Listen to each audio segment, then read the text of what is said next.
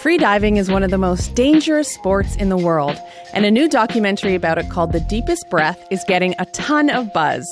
But its tragic twist also has critics asking if films like this cross an ethical line.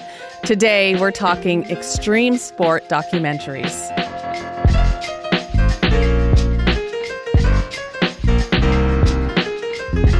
I'm Emil Niazi, sitting in for Elamin Abdelmahmoud. This is Commotion. Okay, how long do you really think you could hold your breath? 20, 30, maybe 40 seconds? I mean, for me, it's like 5 to 10 these days, but whatever it is, it's nothing compared to this person.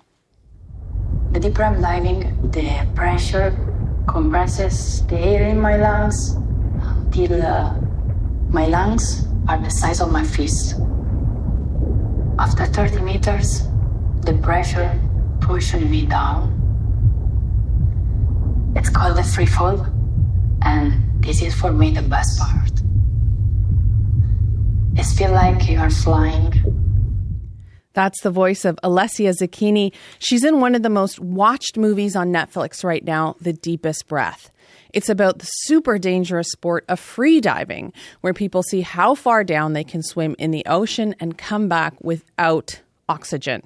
Some of the best freedivers, like Alessia, can basically swim the length of the Statue of Liberty, mind-blowing, and back in just one breath. The Deepest Breath is the latest in a string of popular extreme sport documentaries. You might remember the Oscar-winning Free Solo, again, a documentary I watched with my breath held, and The Alpinist.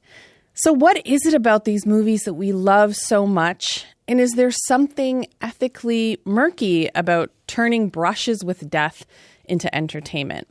To talk about this, I'm joined now by someone who was in The Deepest Breath. Adam Skolnick is a journalist who's written a lot about freediving.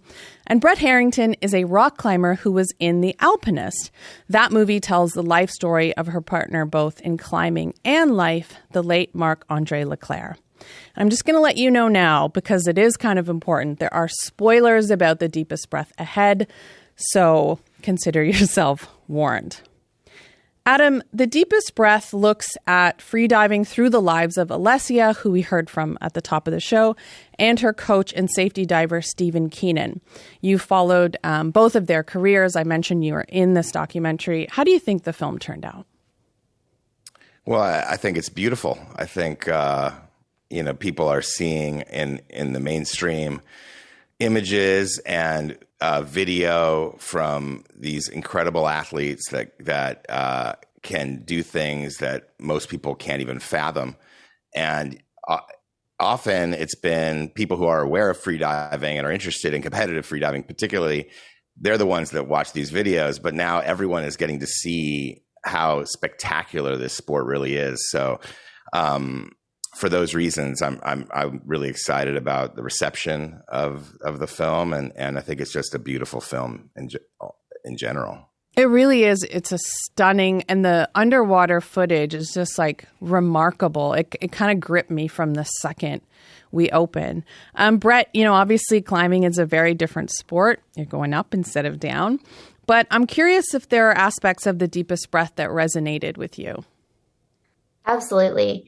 Initially, so I didn't know anything about freediving before watching the film. Mm-hmm. And initially I was struck with, oh my gosh, this is a crazy thing. Who can do this? But then as the film progresses, you start to learn more about it and kind of understand it. And then had me thinking about climbing, like that probably majority of people see climbing in that same light initially, that it's just this insane pursuit. And then if you learn about it, you start to figure out that it's actually so much more behind like what stems your motivation and your purpose and drive. Yeah, ice climbing especially, right? Like ice climbing is one of those isn't the we've seen rock climbing, we've seen free solo, but ice climbing is something I think a lot of people hadn't seen before The Alpinist. Yes, thank you for bringing that up. That's a great point, Adam. Yeah.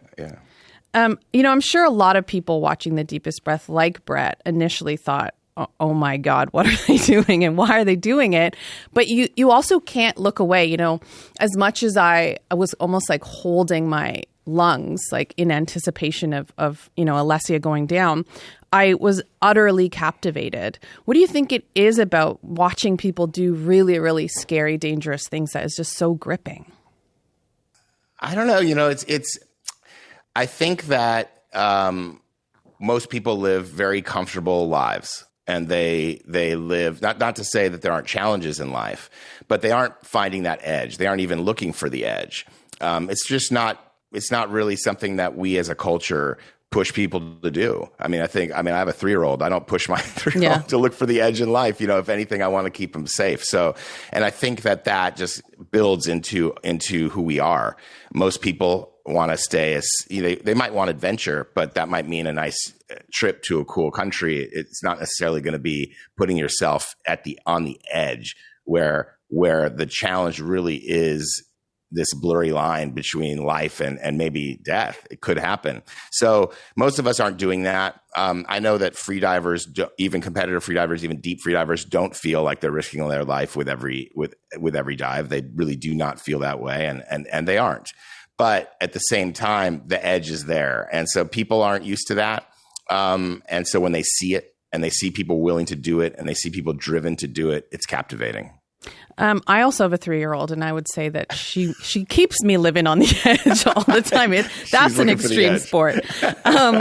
Brette, you do these sports. You engage in, as a climber, you do this kind of thing. Do you like watching these kind of documentaries?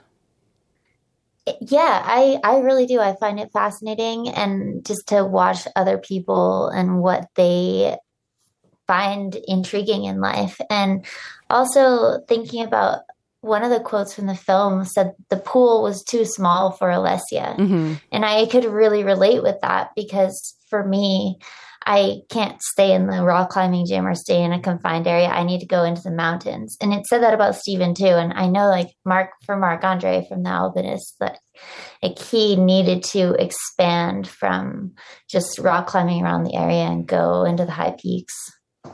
And Brette, what was it like being in a film that celebrates the sport, but also does have this kind of tragic ending? I'm just curious if you felt it was balanced in that way.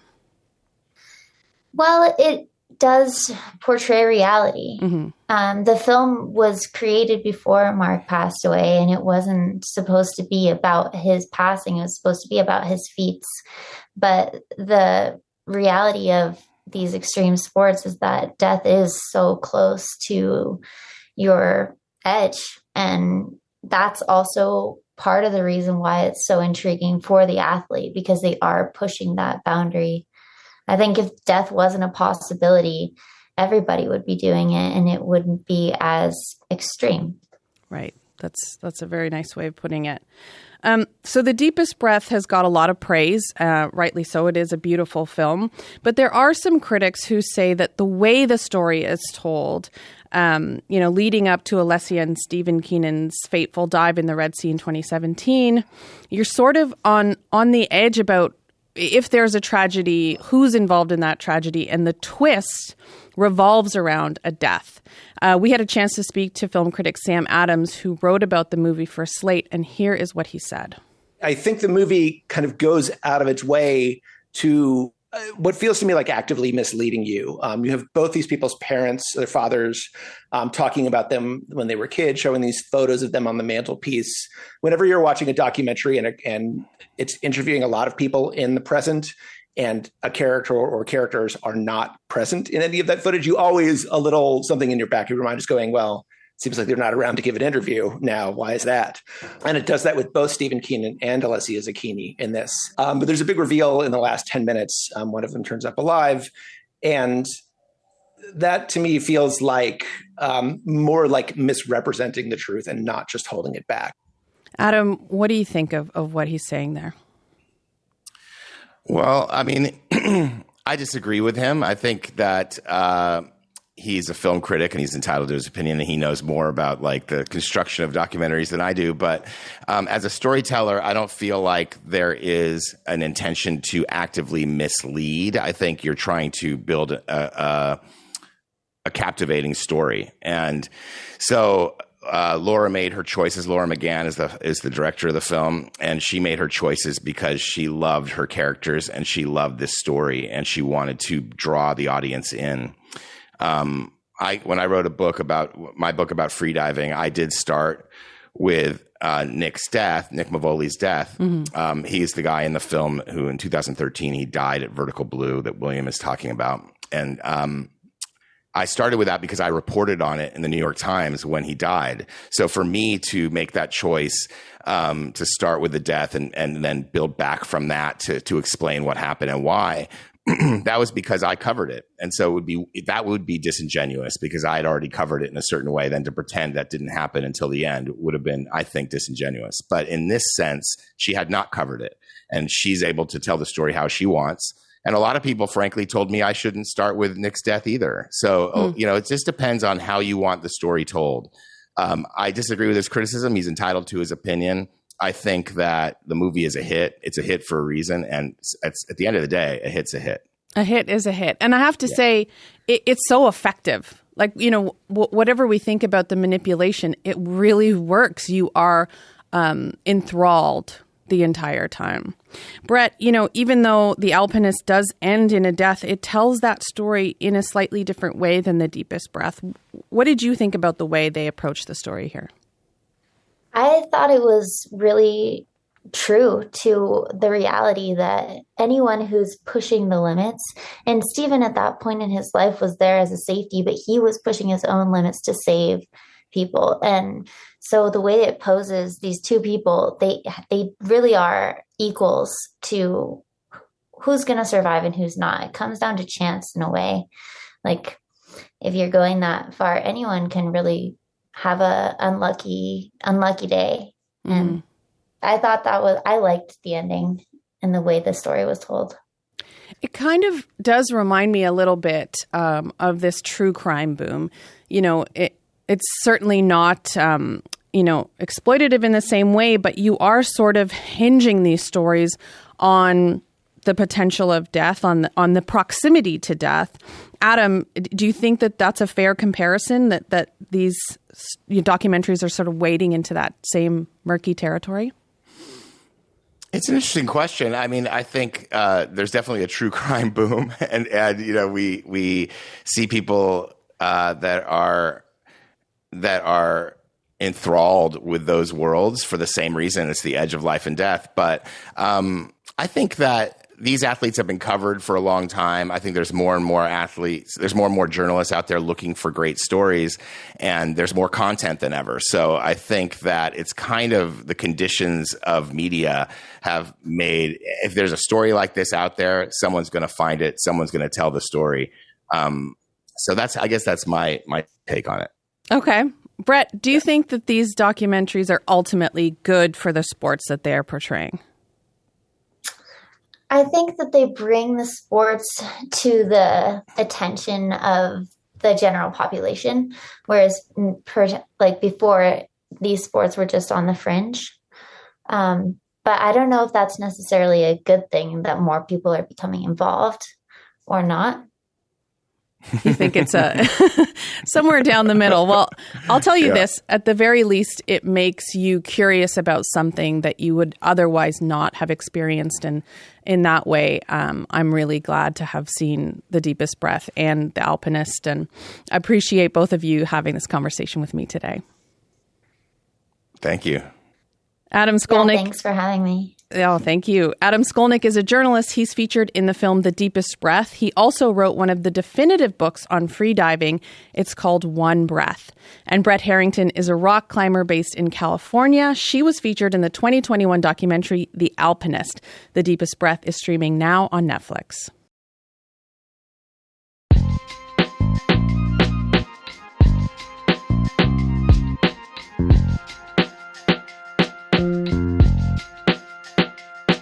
I'm Emil Niazi, sitting in for Elamin Abdelmahmoud.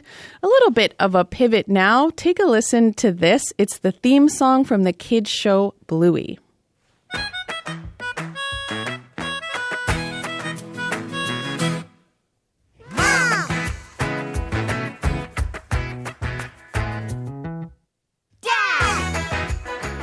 I mean, I'm dancing in the studio. I can't help myself. We've never skipped that song at my house. Doesn't matter how many times we've heard it. It is sacred. Bluey is an animated kids show from Australia, and a new season just dropped on Disney+. If you're not familiar, Bluey is a 6-year-old puppy. She lives with her mom, dad, and younger sister, Bingo. And every 7-minute episode is honestly like a short movie, a beautiful short movie. And it shows kids how imagination and playtime can really help them unearth some huge truths about the real world. And I say kids show, but I mean, let's be real. Parents love Bluey just as much as our kids do. And TV critics are loving it too. The other day, I sat down with Kathryn VanArendonk to talk about how Bluey became one of the buzziest shows on TV.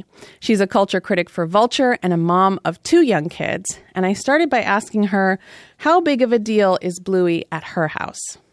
So Bluey is a show, it's like a very rare quantity in our house. There are very, very few shows that my kids will come back to. They'll hit a Bluey phase. They'll go hard on Bluey for a while. Then they'll move on to, Scooby-Doo, a much lesser dog show. Then you circle back. And I have been really fascinated to watch the way my older one, who is 9 and who is very much into that, now I want to watch cool older shows. I want live action things. Will still happily sit down with Bluey and rewatch all of them with her younger sister. And how old is your younger one? She's 6. She's 6. Okay. Because I'm relieved to hear the 9-year-old still watches Bluey. My kids are 5 and 3, and I just keep, have this pit of anxiety. Are they going to outgrow Bluey? So it's good to know that I have some time. As any parent knows who has sat through Cocomelon, kids' TV can be a wasteland, right? It can be very depressing and difficult for us. What makes Bluey so different? Bluey's different in 12 different ways. But I think, some of the biggest are that it is able to be so incredibly dense in the way it tells a 7-minute story. And that density is not just impressive from an abstract narrative perspective, although it very much is. It is also extremely functional, because what it means is that every one of those 7-minute pieces has parts that are going to appeal to a kid, that a kid is going to look at and feel reflected and interested in, and elements that are going to speak to a parent, and elements that are going to speak to everyone in the family. And so, Cocomelon, it does its job, which is to appeal to a preschool aged crowd. It is not trying to get the parents. It doesn't need to, because the kids will just sit and absorb it. Mm-hmm. But Bluey is aiming for a much higher, much harder bar to clear. And so, it is most remarkable in the way that it is able to find human realities for parents and for kids to relate to. And it allows kids to sort of see parents as people, which is so rare. And it allows parents to look at their kids in maybe a way that is slightly less of the I am exhausted, could you please just put your socks on kind of way. And instead to think about what is happening in their brains, what they care about, what they're anxious about. And I always love that it's so simple. It's just a simple show about a family doing everyday things, getting to daycare, making dinner, and they managed to turn each of those 7-minute episodes into an art house film. It's remarkable. It really is. And in every season, there's usually one standout episode that kind of gets all of us, parents and critics, talking. And in this season, there's a fantastic episode called Onesies. I want to play a little clip from that. Mum, why did Auntie Brandy want to leave? Is she sad? And why have we only seen her once in our lives? You know how you really want Bingo's cheetah onesie? Yeah, more than anything. But it doesn't fit you, so you can't have it. And there's not really anything anyone can do to make it fit. Yeah. Well, there's something Auntie Brandy wants more than anything as well. But she can't have it. And there's not really anything anyone can do. Why can't she just have the thing she wants? Because it's not meant to be. That episode was a tearjerker. I'm going to admit just completely honestly that I bawled my eyes out watching it for the first time. So you hear Bluey's mom, Chili, talking to Bluey about why Auntie Brandy hasn't come to visit. You get, hints about infertility, and it kind of calls back to another episode from a previous season where Chili alludes to having had a miscarriage. So very adult themes. I actually spoke to a child psychologist who had said this episode could have been more explicit about what was happening because kids ask specific questions. They want specific answers. And it made me think, it was impactful for adults, but is the show losing something by speaking to us and not always speaking to the kids? Yeah, I mean, look, it is so hard to ask any one thing to do every single job. And to ask a television show that is only 7 minutes long to be extremely explicit about like every question a kid has, I think I completely understand that impulse and I can understand the concern. And it is the kind of thing where you have to understand, I think, that Bluey is trying to approach these issues within its own worldview, which is very much framed from both the parents and the children's perspective. And that kids are going to come to this and then ask more specific questions if they have them, at which point it is your job as the parent to be like, all right, let's talk about that episode. And that it's hard for parents to talk about these things, that like we as parents feel a reticence to like name the things that are really tough to talk about. And that is kind of what is being reflected, I think, in this episode as well. That sense of like, I don't really want to have to give you every single detail about this very challenging thing. I think the other thing about Bluey that I have noticed some parents responding to is like, it feels very much like it is mostly about play, right? And the way that it is about play can turn a lot of the more specific, pedantic, lesson-based things into what feels more like a nuanced and indirect, oblique approach to some of these ideas. And I think that's kind of what makes it so appealing for kids. Like kids have that unbelievable radar for like, oh no, it turned into a lesson. Like they know immediately when it happens. And so I appreciate Bluey's ability to put these little kernels in, but without that sort of moment where it becomes a bit of an alienating, like we are doing lessons now experience. Yes, that's such a good point. My kids also immediately just like, no, we're changing the channel. We don't want to be lectured right now. Oh, thank you. Okay, let's talk about the parents, because I think the other, not criticism, but the other bone to pick from parents is that these parents are amazing. They always seem to have time to play. They, manage to immerse themselves in their kids' world in a way that isn't always realistic. I mean, it's a show, so why are we expecting that? But do you think it puts a little extra pressure on parents? How do you feel about its depiction of parenthood? I am exhausted by it. I am so appreciative of it. I admire it. I resent it. I come to it with all of the mixed feelings that I feel about any piece of parenting advice that I know that is probably right in some kind of perfect world that doesn't exist and that I can never actually replicate, and instead hold up as this like platonic ideal of like a human thing that I'm just never going to be able to get to. And, I think that's reasonable. I think it is okay to have these models. I think it is okay for us to aspire to models and then fail. I think the key is to distinguish between the models that are reminding us of what can be and the models that make us feel shame for not hitting them. And that's really the thing that, like, yeah, they're cartoon dogs at the end of the day. And it would be great if, for kids, I think sometimes if they had parents that were that emotionally available at all the time. But Bluey is also capable sometimes of these scenes that remind kids that parents also need a break. It is maybe not as frequent as I seem to need a break in my own life, but it is just this gorgeous fantasy world that emphasizes how magic childhood is. And like that is its key priority above all.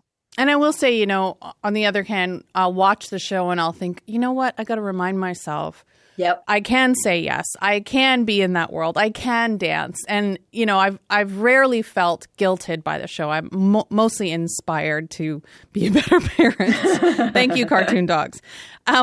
So I mentioned CoComelon earlier. It is the number one show Nielsen rated for kids under 11. 16 billion minutes viewed of this show. But Bluey comes in second with 12 billion minutes viewed. And, you know, if you don't know anything about CoComelon, it's basically like an AI algorithm-based show. But on the surface, they're both about families. They're both about family life. I'm curious if you think, you know, given the competition, if we're going to end up seeing, you know, more shows like Bluey, if the good can overcome the evil, if I may call CoComelon evil, or do you think, you know, it's just an unstoppable beast, this show that kids can't turn away from?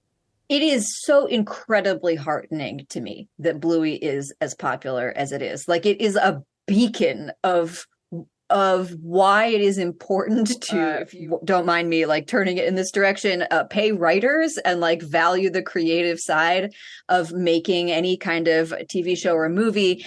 And that when you do that, it can work financially for the creative side and for the corporate side. Like, that there is a significant amount of like the rising tide lifts all boats when that system works. But the reality is that it is faster and cheaper and sort of easier to make a CoComelon than it is to make a Bluey, and that you're probably going to have to take a chance on 20 Blueys before you find the one that hits. And it's very easy and fast to churn out 20 CoComelons and have them mostly work for a pretty low price. So you know, we are at this moment throughout all kinds of creative screen endeavors where it does feel like there's this important reckoning as far as what we're going to value and how people are going to be compensated for their work. My hope is that the existence of a show like Bluey can be this beacon for demonstrating how much better it is for everyone when that creative side is emphasized. And I very much hope that all executives sit down with a CoComelon and a Bluey and think about which one they'd rather watch with their kids. Oh my God, yes. Thank you. We should put that on a billboard in front of every executive. Kathryn, thank you so much for talking Bluey with me today. Thank you so much for having me. I could talk Bluey for hours. Kathryn VanArendonk is a culture critic for Vulture and a regular here on Commotion. New episodes of Bluey are streaming now on Disney+. And that's it for the show today. Remember, if you missed something, find us wherever you get your podcasts. Plus, look for us on YouTube. The whole show is up every day. Just search CBC Podcasts, find us, and subscribe. I'm Emil Niazi, sitting in for Elamin Abdelmahmoud. Thank you for listening to Commotion.